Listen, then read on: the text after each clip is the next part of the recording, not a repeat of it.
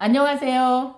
저희 부모님 세대인 80대, 90대 어르신들은 많은 자녀를 힘든 세월에 잘 키워주셨습니다. 그런데 지금 어르신들이 자녀들에게 부양을 받을 시기에 어르신들을 부양하는 자녀는 그 많은 자녀 중에 한 명일 때가 많습니다. 지난번에 주간보호센터에 상담 온 자녀도요, 5남매가 있으나 주로 부모님을 옆에서 케어하는 자녀는 한 명으로 이런저런 어려움을 호소하면서 혼자 계신 어머님을 주간보호센터에 모실 수밖에 없는 사정을 이야기했습니다. 몸과 마음이 많이 지쳐 있음을 느낄 수 있었습니다. 주간보호센터에 상담 오는 보호자님에게 흔히 느낄 수 있는 모습이어서 마음이 많이 안타까웠습니다. 부모님만 생활하시다가요, 아버님이 10여 년 전부터 좀 많이 아프셨대요. 그때 옆에서 항상 어머님이 혼자 수발하시다 보니까 엄마가 허리 수술을 할 정도로 많이 쇠약해지시고 주변 사람들과의 교류도 없이 오직 아버님과 집에서만 생활하셨답니다. 그런데 이제는 아버님이 집에서 계실 수 없는 상황으로 악화되어서 요양병원에 입원하시게 되었고요. 엄마 혼자 집에 덩그러니 남게 되었어요. 그때부터 엄마는 아버님과 함께 있을 때에는 힘은 들었지만 아버님이 안 계시니까 아버님을 수발하는 일도 없어지고 갑자기 하던 일이 하나도 없이 혼자 하루 종일 텔레비전과 집에서 계시기를 한 달, 2달 지내시다 보니까 우울증과 치매 증상이 심해지면서 낮에 주무시고 밤에 주무시지 않고 밤낮 없이 가족들에게 수십 번 전화를 하시고 옆에 케어해 주던 딸도 가족 모두도 힘들어하는 상황까지 되었답니다.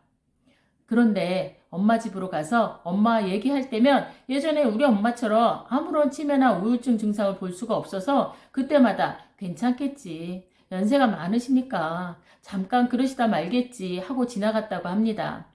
그런데 엄마의 이상한 증상은 점점 심해져서 은행에서 수천만 원을 인출해서 돈을 갖고 오시기도 하고요. 대출금을 갚아야 된다고 다시 은행으로 찾아가시고 나에게 아직 돈을 갚지 않았다고 옛 지인에게 전화를 해서 따지기도 하고요. 찾아가서 돈 달라고 그리고 그런 것이 잦으면서 그쪽에서 연락을 오고 그래서 엄마를 집에다 모시면서 왜 그러셨냐고 하니까 돈을 아직 안 갚았다고 나 은행 대출에 아직 갚아야 될 돈이 있다고 너는 모르는 일이니까 가만히 있으라고 그래서 처음에는 정말 그런 줄 알았답니다.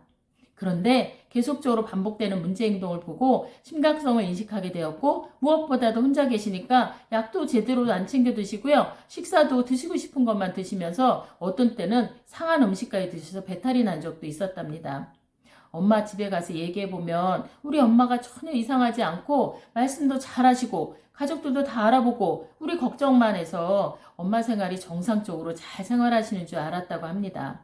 그런데 이상한 행동이 잦아지는 것을 보면서 엄마 치매가 많이 진행된 것을 알게 되었고요. 조금 일찍 알아차려서 치료해드리고 주간보호센터 같은 곳에 엄마에 대해서 일찍 상담해서 의논하지 못한 것이 후회스럽다고 했습니다.